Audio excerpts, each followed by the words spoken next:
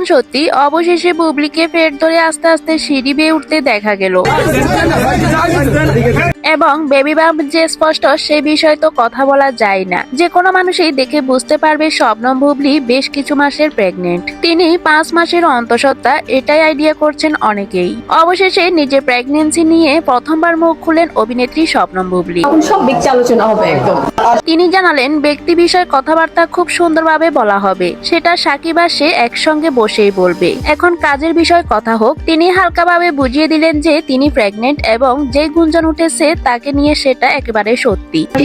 So যার জন্য সবসময় আমার দর্শক, বিষয়টি নিয়ে আপনাদের যদি কোনো মন্তব্য থাকে কমেন্ট করে জানাবেন। আর এরকম নতুন নতুন আপডেট পেতে চাইলে সবাই আমার চ্যানেলটি সাবস্ক্রাইব করে পাশে থাকবেন।